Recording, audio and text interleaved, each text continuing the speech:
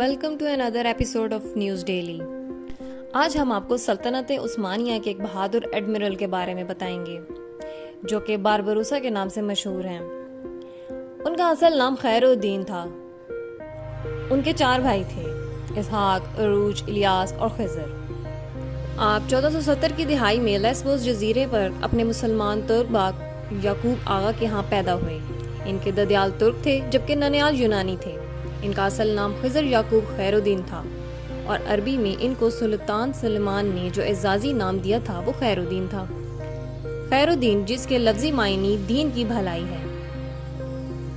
وہ یورپ میں باربروسا کے نام سے مشہور ہوئے۔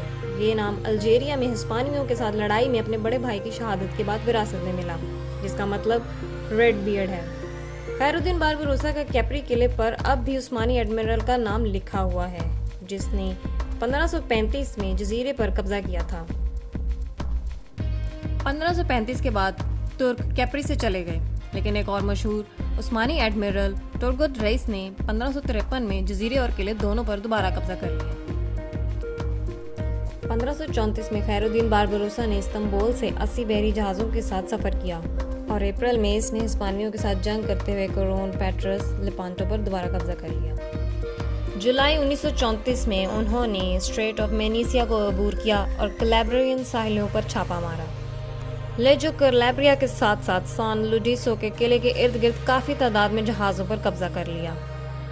اس کے بعد سینٹرارو کی بندرگاہوں کو تباہ کر دیا اور جہازوں کو وہاں پناہ دی اور خلیج نیپلس کی بندرگاہوں پر بمباری سے پہلے کیپری اور پروسیڈا کے جزیروں کو ختم کر دیا۔ سلطان میلی حسن نے شہنشاہ چارلس پنجم سے اپنی بادشاہت کی بحالی کے لیے مدد مانگی اور 300 جہازوں اور 2400 سپاہیوں پر مشتمل ہسپانوی اطالوی فورس نے 1935 میں تیونس کے ساتھ ساتھ مڈہیا پر دوبارہ قبضہ کر لیا۔ مسلح مزاحمت کی ناکامی کو تسلیم کرتے ہوئے خیر الدین باربروسا نے حملہ آوروں کی آمد سے پہلے ہی تیونس کو خیر آباد کہہ دیا تھا۔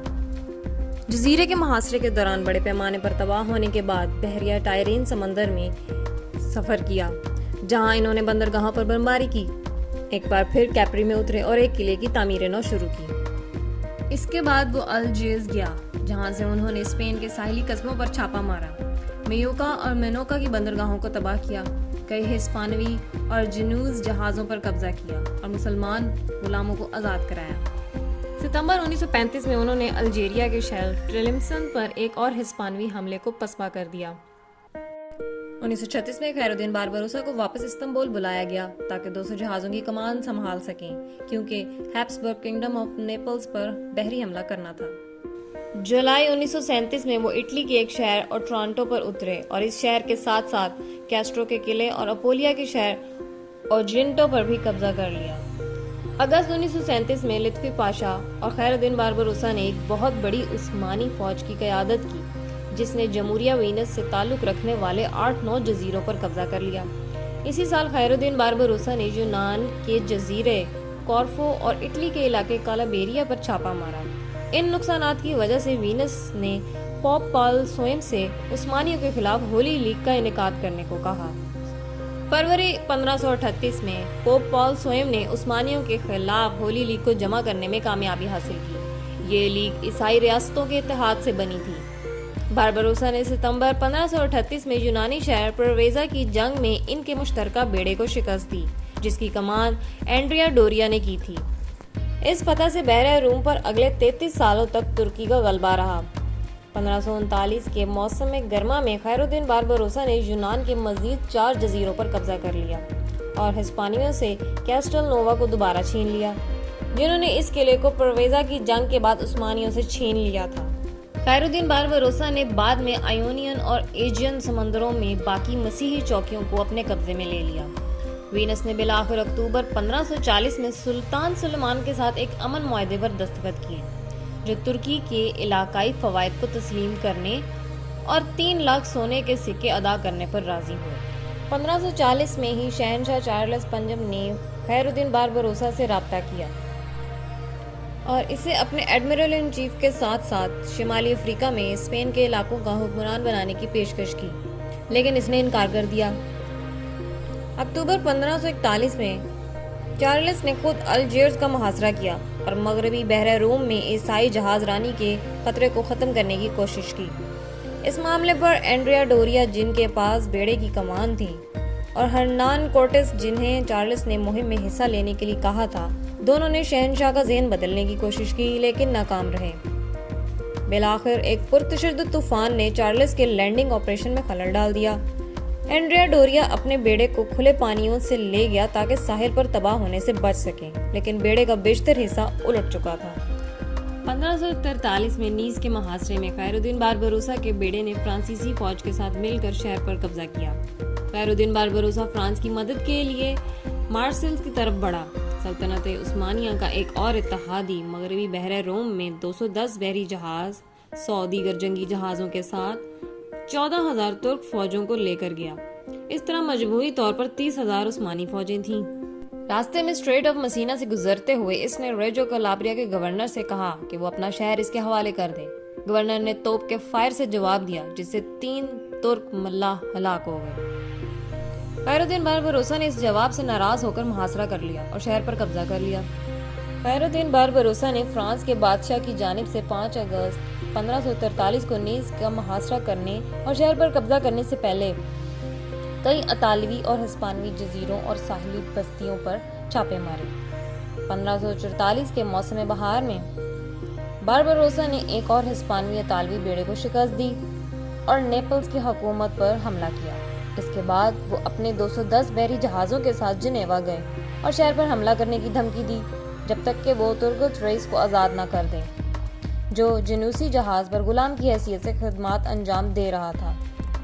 باربروسا کو اینڈریا ڈوریا نے جنیوا کے ضلع فاسولو میں اپنے محل میں اس مسئلے پر تبادلہ خیال کے لیے مدعو کیا۔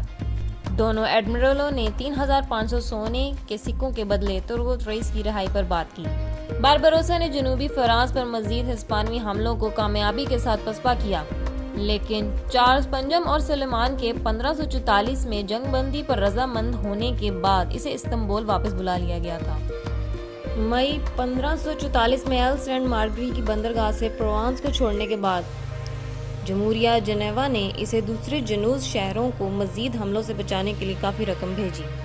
جون 1544 میں باربروسا ایلبا کے سامنے پیش ہوا، شہر پر بمباری کی دھمکی دے کر سنان رئیس کے بیٹے کو رہا کروا لیا، جسے 10 سال قبل تینوس میں ہسپانوی لوگوں نے پکڑ لیا تھا۔ باربروسا نے ریجو کلابریا کے علاقے کٹونا، فیومارا اور کلانا کے بعد کراٹی لیپاری پر اترے، جو جزیرہ اطالوی پر ان کی آخری لینڈنگ تھی۔ وہاں انہوں نے 15 دن تک قلعے پر بمباری کی کیونکہ شہر نے ہتھیار ڈالنے سے انکار کر دیا تھا، اور آخرکار شہر پر قبضہ کرنے میں کامیاب ہوئے۔ بالآخر وہ استنبول واپس آ گئے اور 1545 میں انہوں نے اپنی آخری بحری مہمات کے لیے شہر چھوڑ دیا۔ اس دوران انہوں نے ہسپانوی سرزمین کی بندرگاہوں پر بمباری کی اور آخری بار مینورکا اور میورکا پہنچے۔ اس کے بعد وہ واپس استنبول چلے گئے اور باسفورس پر ایک محل تعمیر کیا جو کہ موجودہ ترکی کے ضلع بیوک ڈیر میں ہے۔ خیر الدین باربروسا 1545 میں استنبول میں ریٹائر ہوئے، اپنے بیٹے حسن پاشا کو الجزائر میں اپنا جانشین بنا دیا۔ اس کے بعد انہوں نے اپنی یادداشتیں مرادی سنان رئیس کو لکھیں۔ یہ 5 ہاتھ سے لکھی ہوئی جلدوں پر مشتمل ہیں، جنہیں غزوات حیدر الدین پاشا کہا جاتا ہے۔ ان کی نمائش ٹاپ کاپی پیلس اور استنبول یونیورسٹی لائبریری میں کی گئی ہے۔ باربروسا حیدر الدین پاشا 1546 میں باسفورس کے شمال مغربی ساحلوں پر استنبول کے پڑوسی علاقے بیوکڈیر میں سمندر کے کنارے اپنے محل میں انتقال کر گئے۔ ان کو استنبول کے یورپی کنارے پر واقع ضلع بسیکٹس کی فیری بندرگاہ کے قریب دفن کیا گیا۔ ان کی یادگار 1984 میں ان کے مزار کے ساتھ تعمیر کی گئی تھی۔ باربروسا خیر الدین پاشا نے بحر روم میں ترکی کی بالادستی قائم کی، جو 1571 میں لیپانٹو کی جنگ تک جاری رہی۔ لیکن لیپانٹو میں اپنی شکست کے بعد بھی عثمانی ترکوں نے تیزی سے اپنے بیڑے کو دوبارہ تعمیر کیا، سائپرس اور دیگر کھوئے ہوئے علاقوں کو جمہوریہ وینس سے حاصل کیا اور 1574 میں اسپین سے تیونس کو فتح کیا۔ عثمانی بیڑے، جس میں 21 جنگی جہاز اور 173 دیگر قسم کے جنگی جہاز تھے کو برطانوی اور فرانسیسی بحریہ کے بعد دنیا کی تیسری بڑی بحری قوت کے طور پر درجہ دیا گیا۔ بارباروسا کے مزار کے ساتھ ہی ان کا مجسمہ بھی تعمیر کیا گیا ہے۔